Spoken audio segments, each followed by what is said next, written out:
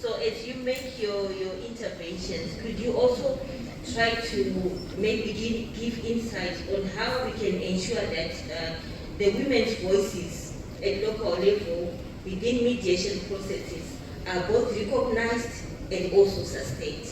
You have the floor, Your Excellency. Thank you. Good afternoon, Excellencies, dear brothers and sisters and Sigo. Can you hear me? No.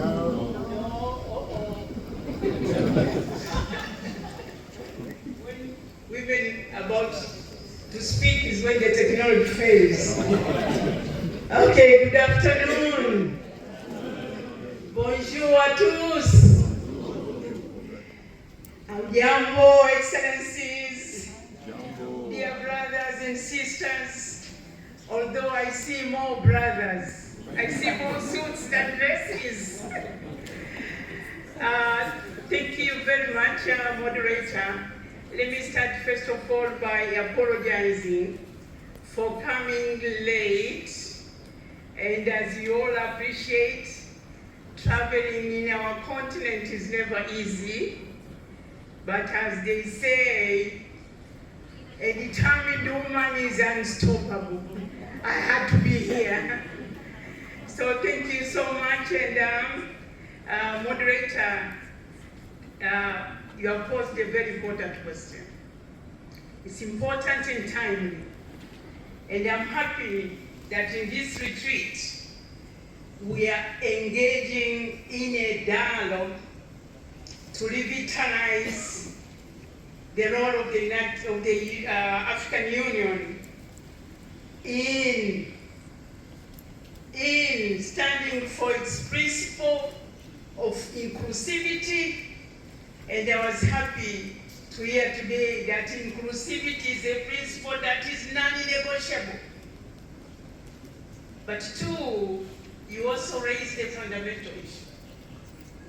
Excellencies, dear brothers and sisters, I was late because I was in Namibia, Vindu, in commemorating the Jubilee anniversary, 25th anniversary, silver jubilee of UN Security Council Resolution 1325.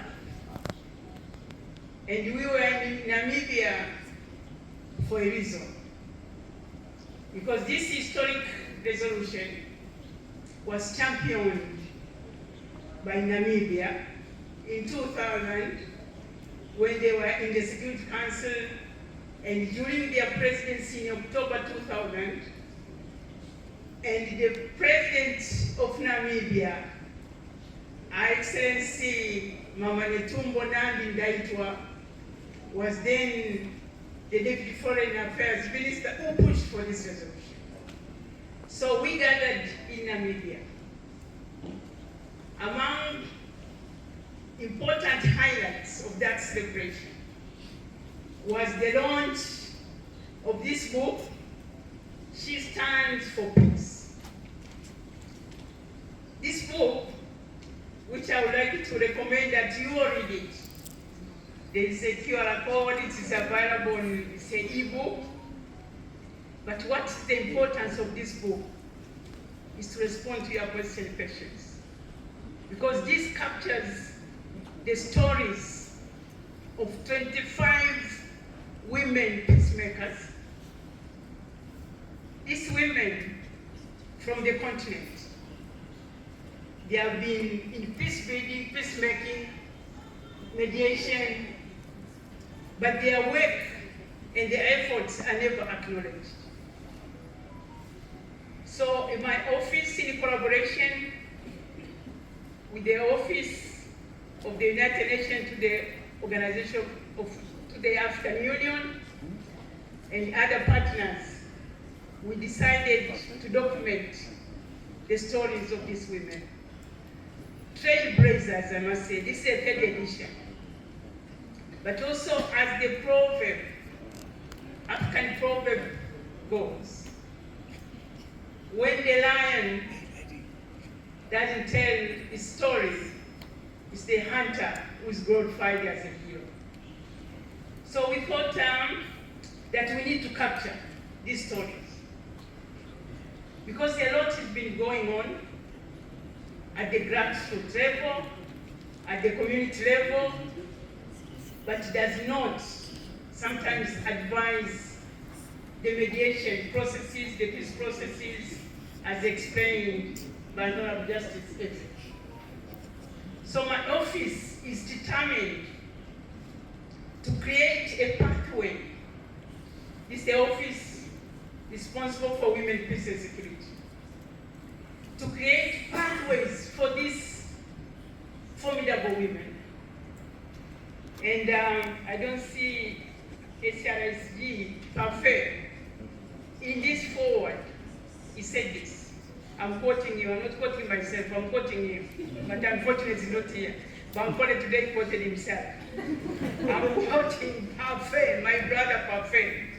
He said this: peace without women, and then we also add youth, is neither sustainable nor just. This is his word. So we are here for the main purpose, because they are main objective of this retreat.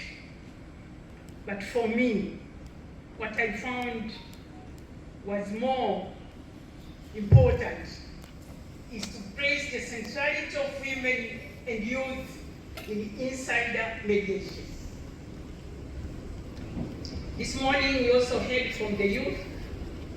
He made the case that if we don't address the vulnerabilities,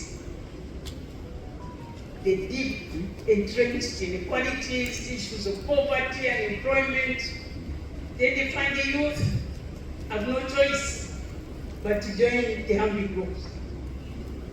And he was courageous to say better for them to be Gen Z than joining the army groups. So what I'm saying is that the women and youth are not just beneficiaries of peace, they are indispensable mediators, negotiators, and peace builders. And what do they bring? They bring authenticity, commitment, and credibility to local processes.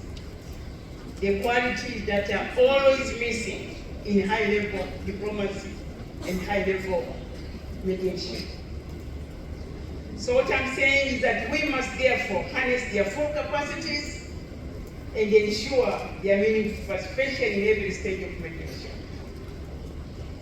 But two, I'm putting to you that we need to bridge the gap from the grassroots to the high-level mediation.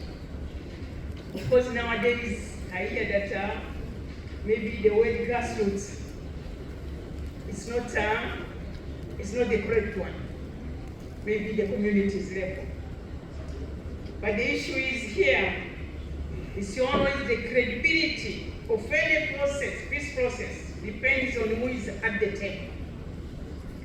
But more important, and equally important, it is who is missing. When grassroots actors are excluded, patience, immediately, repeat.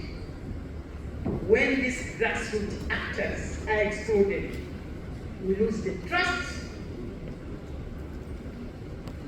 we lose the local ownership that make these processes sustainable. So if, again, responding to your question, if we want to have African ownership, we need to have legitimacy, we need to have inclusivity and representation. We need to bring everyone at the table.